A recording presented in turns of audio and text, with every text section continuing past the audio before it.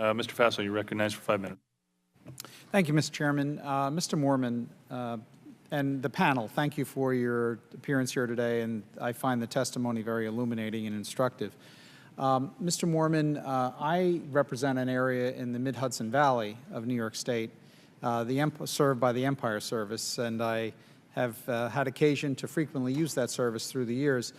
Can you, we have not been able to find out from Amtrak as to the potential service disruptions because of Penn Station construction project, which is a very necessary project, and what disruptions may be taking place on the Empire service.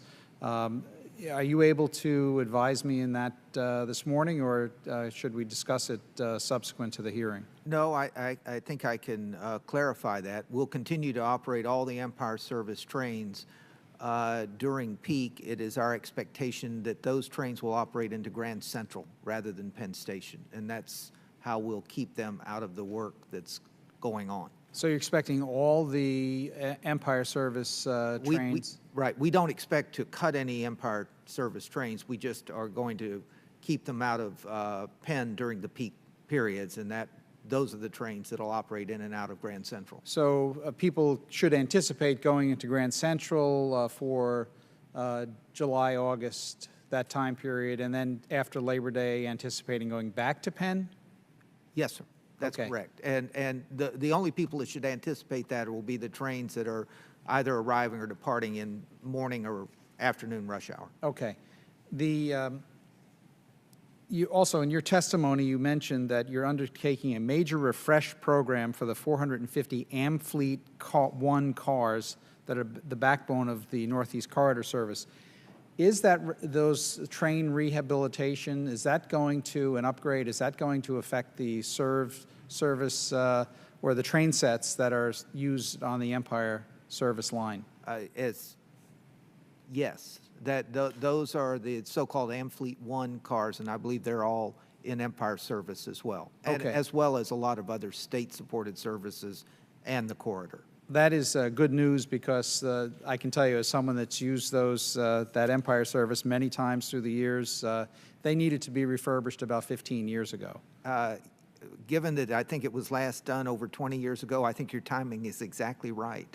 But let me say more broadly that this is part of the whole thesis, I think, that Amtrak has to have of paying attention to the customer experience. And the work that we're doing is not extraordinarily expensive, but it will result in a completely different customer experience. And one last, now that you mentioned customer experience, the fact that you can't buy a cup of coffee on the Empire service trains between Albany and New York City.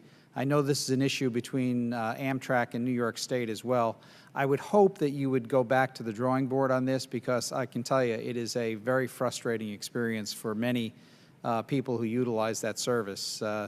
And if there's ever a delay, there's virtually nothing. I've been on trains on the Empire service where there was a tree falls on the track, or there's some other unintended disruption, and literally you've got to get off the train at a station if you're close enough to it, and it's very uncomfortable for those folks not having any refreshments on those trains. So I just wanted to, you don't have to answer that. I think you know my point. I wasn't aware of it, but I'll work on it. Right. It's important. Believe me, if you can get coffee back and other things back on the Empire service, we may name a car after you or something like that.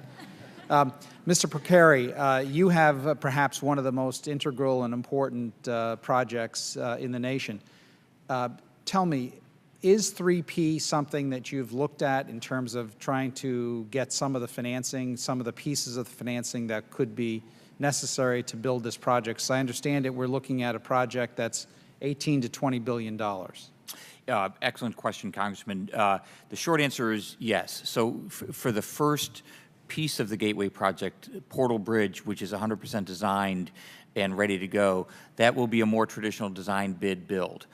For the Phase 1B, the tunnel project, starting with an industry forum this summer, we're actively soliciting private sector input to determine the best procurement methodology, which may well be a public-private partnership. So a project like that could well lend itself to a public-private partnership, because it's essentially a capacity allocation under the Hudson River. With a private sector partner under that scenario, we would still, of course, require a federal government funding partner. The ratios might be slightly different, and certainly the allocation of risk would be different, which is one of the primary advantages of a public-private partnership. So we're actively evaluating that and considering that. We're looking at best practices from around the world. We truly have an open mind on where to go. The real determinant going forward is how we can most quickly and efficiently deliver that tunnel project. Thank you. Mr. Chairman, could I just ask one more follow-up for the record, if they could submit?